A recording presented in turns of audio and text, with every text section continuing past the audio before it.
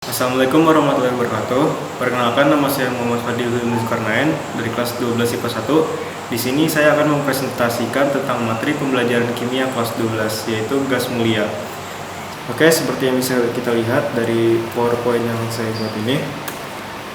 Di sini pengertiannya yaitu gas mulia. Gas mulia adalah unsur-unsur golongan 8A dalam tabel periodik.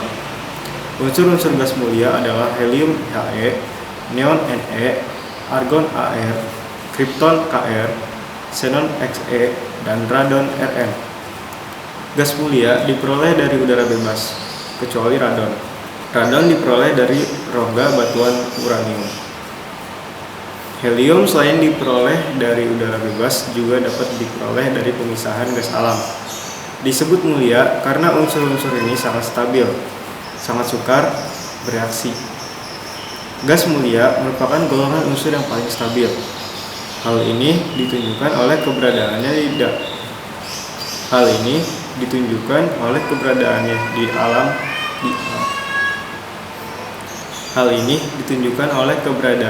di alam adalah dalam bentuk unsur bebasnya. Dalam tabel periodik, gas mulia berada di kolom paling kanan. Oke, sekarang kita masuk ke sifat-sifat gas mulia. Di sini ada tabel sifat gas mulia yang bisa kalian perhatikan terlebih dahulu. Bila sudah, oke, lanjut ke videonya. Yang pertama ada sifat fisis. Unsur-unsur gas mulia memiliki titik leleh dan titik didih yang sangat rendah. Titik didihnya hanya beberapa derajat Celcius di atas titik lelehnya. Titik leleh dan titik didih dari He ke Rn bertambah, sebagaimana kekuatan gaya London atau gaya dispersi bertambah seiring bertambahnya massa atom dan jari-jari atom. Densitas atau kerapatan gas mulia mulai cenderung bertambah dari He ke Rn. Densitas gas dipengaruhi oleh massa atom, jari-jari atom, dan gaya London. Densitas gas akan bertambah dengan bertambahnya massa atom dan kekuatan gaya London, namun akan berkurang dengan bertambahnya jari-jari atom. Dalam hal ini, sehingga densitas bertambah dari He ke Rn. Lalu yang kedua ada sifat kimia. Oleh karena konfigurasi elektron yang stabil, unsur-unsur gas mulia mulai cenderung tidak reaktif atau sangat sulit bereaksi. Hal ini didukung oleh fakta bahwa di alam gas mulia selalu ditemukan dalam bentuk monoatomik atau atom tunggal.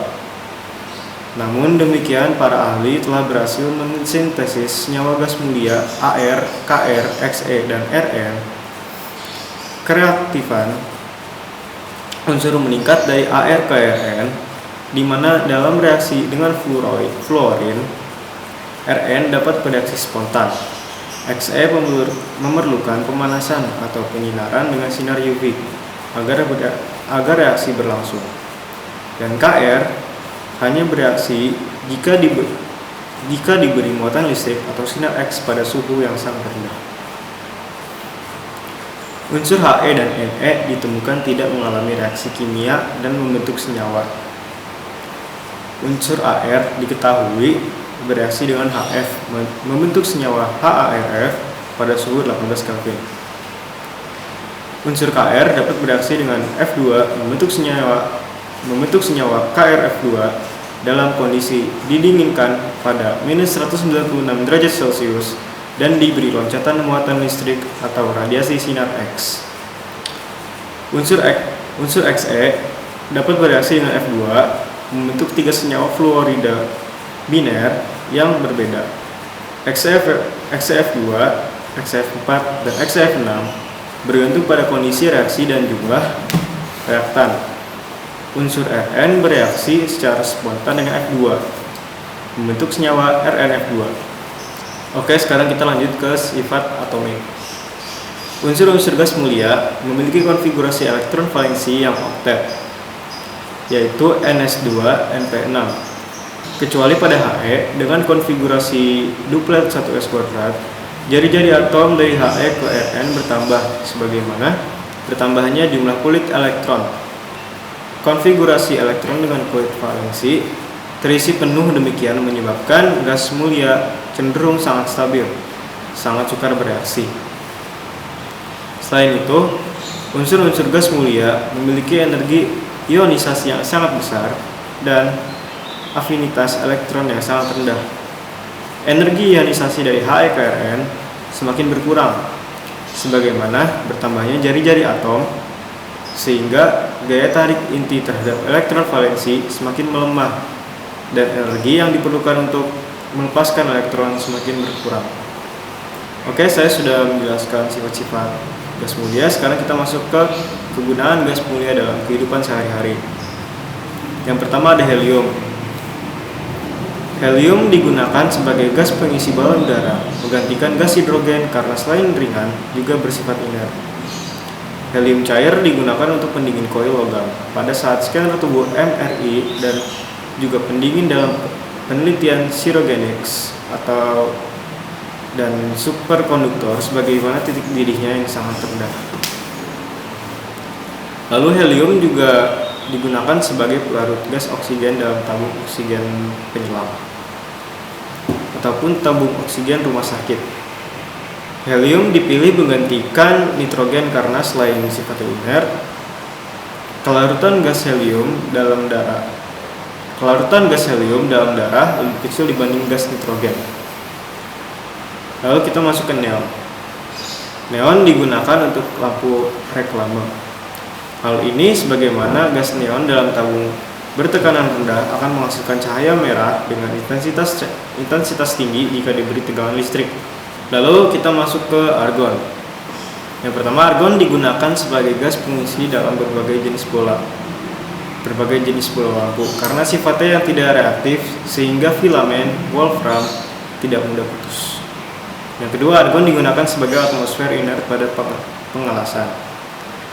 Sintetis kristal tunggal, silikon atau germanium dalam industri semikonduktor dan eksperimen dalam glove box di laboratorium. Lalu ada krypton.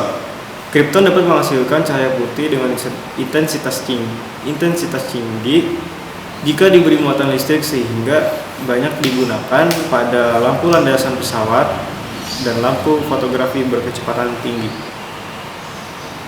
Lalu ada xenon.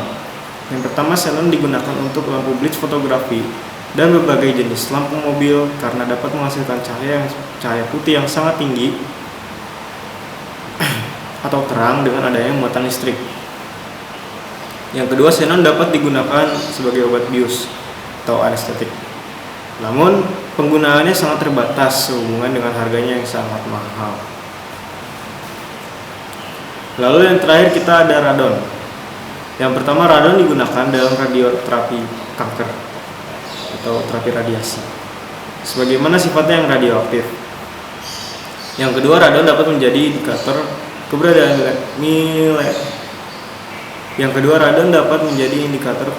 mineral radioaktif seperti biji uranium dalam tanah, bebatuan ataupun bahan bangunan. Oke, sekarang kita masuk ke contoh soal dan pembahasan. Di sini diketahui soal pernyataan berikut yang bukan merupakan sifat-sifat umum gas mulia, yaitu A. Terdapat di alam dalam bentuk monoatomik. B. Dapat bereaksi spontan membentuk berbagai senyawa. C. Titik beku mendekati suhu 0 Kelvin. D. Sukar melepas dan mengikat elektron. Dan E. Kereaktifan unsur semakin meningkat dari atas ke bawah golongan. Di sini diketahui pernyataan berikut yang bukan merupakan sifat umum gas mulia. Maka kita bisa jawab B. Dapat bereaksi spontan membentuk berbagai senyawa. Mengapa?